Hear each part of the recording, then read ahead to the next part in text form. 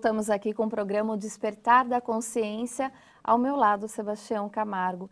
Sebastião, responde para a gente então a pergunta que se refere sobre o que os espíritos nos recomendam, né? Que é amar e instruir.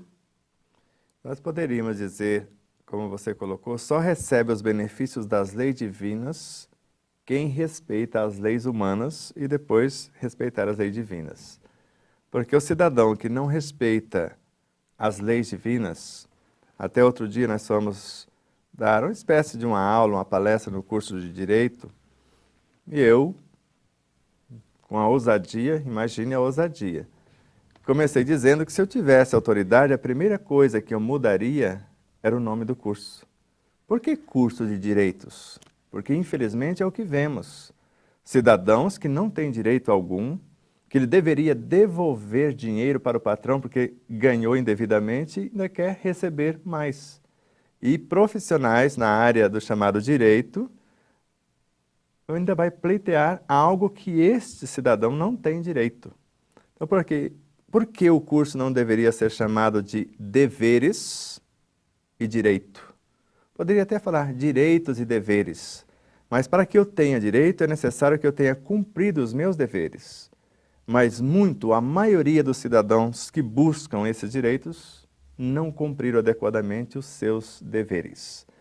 E se quisermos esses benefícios das leis divinas, estamos ou precisamos estar, mais correto dizer, acima da lei dos homens. Porque se eu não respeito as leis dos homens, eu não vou conseguir benefício algum com as leis divinas. Se elas não são justas, existem meios para que possamos fazer movimentos organizados ordeiramente para que elas possam se adequando para que no futuro não existam senão as leis divinas, porque é isso que vai ocorrer. Por isso ninguém ama o que não respeita e ninguém respeita o que não conhece. Porque Sócrates é sabido que ele morreu para não violar as leis que regiam a cidade onde ele vivia.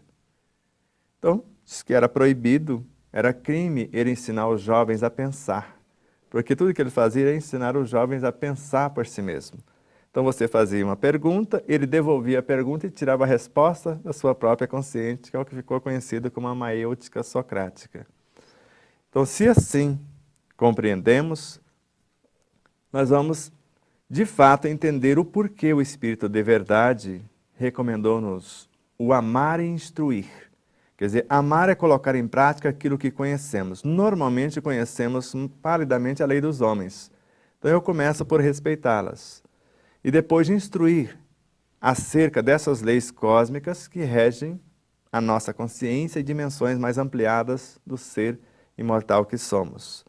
Então, quanto mais eu compreendo de uma situação que seria essa instrução, e hoje vemos quase invertido o papel dos professores, porque os pais deveriam educar os seus filhos desde a concepção pelo pensamento quando desejam concebê-los, durante a gestação e após o nascimento e etc.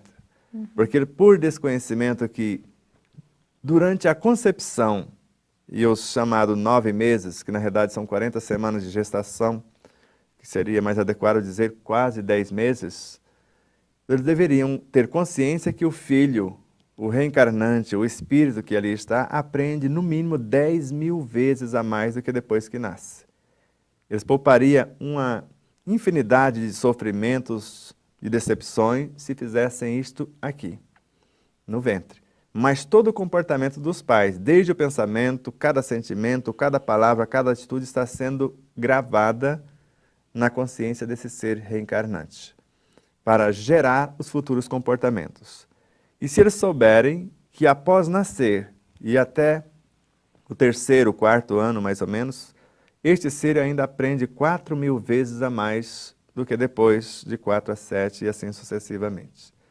Então, quando compreendemos essas realidades e entendemos que a educação é função dos pais, criar hábitos saudáveis, a função do mestre na escola deveria ser uma continuação do lar para instruí-lo naquilo que ele ainda não tem.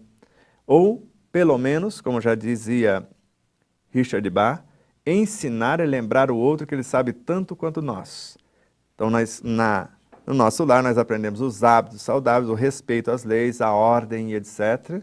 E agora os professores, com esse cabedal mais ampliado, porque assim pensamos que seja, vai despertar na consciência desse ser ou vai lembrar o que ele sabe tanto quanto ele, já que aprender é relembrar aquilo que eu já sei. Então, nesse sentido, o amar e instruir é crucial para as nossas vidas, porque se eu não sei o que fazer, por onde eu começo? Quanto mais informações, melhor ou mais fácil e mais exitoso a situação pode tornar-se. E por onde a gente deve começar? Por conhecer-se. Por isso que no passado, Sócrates, não sei se interrogando, mas de repente chega no portal do santuário de Delfos e está lá. Conhece-te. Porque hoje, segundo a nossa língua portuguesa, o ti mesmo já seria redundância. Então, conhece-te a ti mesmo. Então já fica. Então, conhece-te. Agora, o que sou? A maioria desconhece a realidade do próprio corpo físico, e se eu não compreendo o meu corpo, como que eu vou conduzi-lo adequadamente? Como que eu vou dar ao meu corpo os alimentos que ele necessita, não o que ele me pede? O que o meio oferece pelas propagandas, porque colocam nos supermercados coisas estrategicamente para a gente levar para casa que não precisa. E se eu não tenho consciência, não tenho a minha listinha do que realmente necessito, eu saio de casa com a intenção e a hora que eu chego em casa, movido pelos instintos, agora o olfato, os olhos e várias situações dos meus 5 sentidos e outros, quando eu chego em casa, eu vejo que eu comprei o que não precisava e etc. E quando não como, além da conta e por aí afora. Então, quanto maior a compreensão de tudo isso e começar por conhecer-me fisicamente as minhas necessidades, depois conhecer o que são emoções. Elas estão próximas dos instintos, porque as emoções, à semelhança dos instintos, porque nasceram deles, elas estão muito próximas, é quase o bateu, levou. Agora, o que são os sentimentos? É algo que nós já fazemos com maior discernimento. Eu escolho ficar com raiva de você, com mágoa de você. Isso, a emoção causou o atrito, mas o sentimento vai escolher o que ele quer guardar de você. Não, ela estava em desarmonia, não estava num dia legal, então vamos desconsiderar isso. E nós vemos que quanto maior compreensão eu tenho da minha própria realidade, vai facilitar. Então eu começo por entender o que é palpável. Então se eu começo, pelo menos, o aproveitamento total dos alimentos que vai nutrir o meu corpo, eu escolho os alimentos que ele necessita e vou visar o aproveitamento total. Então eu estou fazendo duas coisas. Eu estou dando ao meu corpo o que realmente ele necessita e estou economizando recursos, e não só do meu bolso, da natureza. Então eu não preciso ficar imaginando que eu sou um peso para a natureza, estragando além do que necessito. Porque a questão 604, melhor, 704 e 705 do Livro dos Espíritos narra isto. Então a natureza produz o suficiente para todos. Agora, se uns se excederem, vai faltar para alguém. Então a primeira coisa que nós deveríamos começar é isto. Entender o que necessito fisicamente, pelo menos, e visar o aproveitamento total da energia, seja ela qual for, o não desperdício e fazer o máximo com o mínimo. Acho que já dá um bom começo por aí. Sebastião, a gente pode mudar o nosso instinto? A todo Através momento. do conhecimento? Agora eu preciso saber o que é um instinto. E no livro nós mapeamos, e até uma pessoa leu o livro, falou, mas você não fala dos instintos? Eu falei, mas o que eu mais falo no livro é a evolução de todo esse povo, porque quando eu penso, eu crio um condicionamento psíquico. Veja como é fácil, vou na câmera lenta. Repetindo esse condicionamento psíquico, por este pensar repetido, eu crio um hábito. Repetindo esse hábito, eu transformo esse hábito num instinto. O instinto é algo que eu pensei, que eu raciocinei, e falei tantas vezes que ele se tornou automático. Então o instinto é essa aprendizagem aqui no consciente, ele se torna tão sofisticado que ele se transfere para o subconsciente e passa a ser um gerente de futuros comportamentos. Por isso tem um livro chamado, parece que O Poder do Pensamento, pelo Yoga. Então semeia-se um pensamento e colhe-se um hábito. Semeia-se um hábito e colhe um instinto. Semeia-se um instinto e colhe um caráter. Semeia-se um caráter e colhe um destino. Então é fácil, eu penso, porque o instinto de comer muito está ali. Então ele está pedindo, porque é um mecanismo instintivo. Então agora eu vou comer o mínimo e fazer o máximo.